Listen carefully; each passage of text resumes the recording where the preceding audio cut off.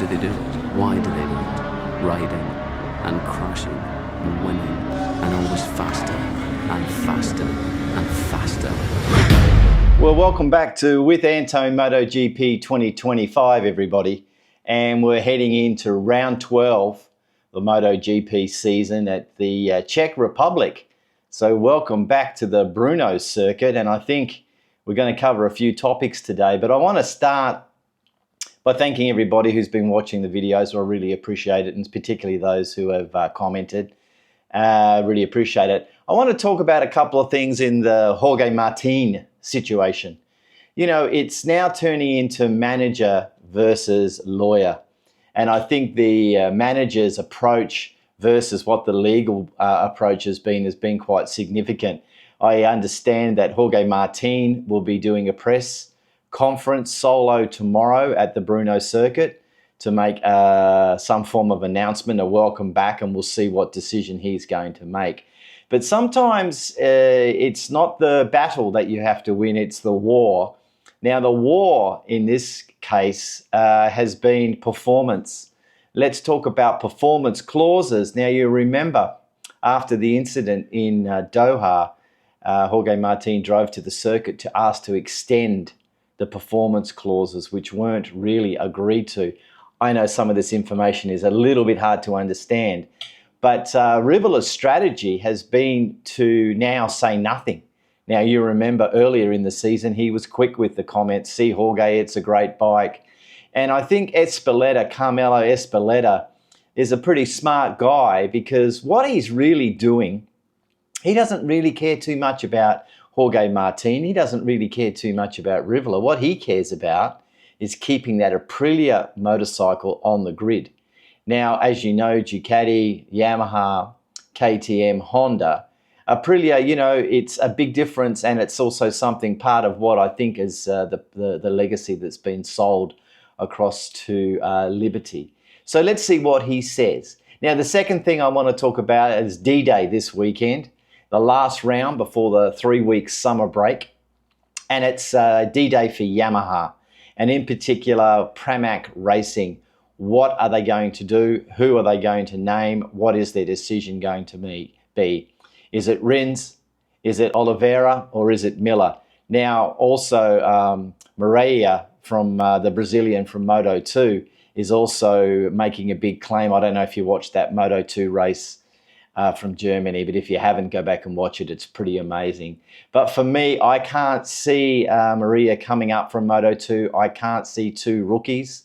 I mean, Toprak, as accomplished as he is, and the current leader of the World Superbike, multiple champion, he'd still be a rookie. And I can't see Pramac running two rookies, not with the development needed in relation to the V4 engine and also relation to the changes in 27. So for me, Moreira is a 27 certainty. My tip, my belief is that they will keep Jack Miller, and I believe that they will keep him on the bike. I also have a half a thinking that they might want to move him to the for 1 year only to the Works Monster team, and perhaps Rins goes back down to help Toprak in the Pramac team. Either way, you've got an unhappy, he's always unhappy, Quartararo. He's always in the media. He's always complaining.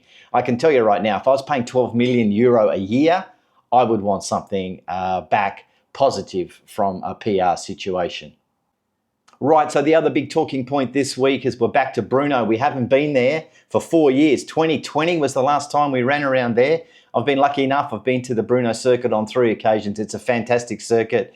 It's what I'd call a real Grand Prix circuit. The bikes can really stretch their legs. It's going to favour the faster bikes. And when you say faster bikes, you've got to start to look at the Ducati and, of course, the KTM top speed. But what about tyres? Now, Michelin have not tested at the Brno circuit from what I can see. Simulation tests on the tyres, and their Power Slick tyres will be there.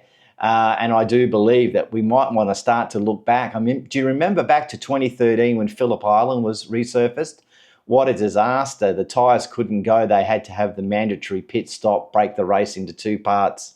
Marcmarquez famously missed that pit stop. And then what about Mandalika in Indonesia? It was a nightmare, that resurface.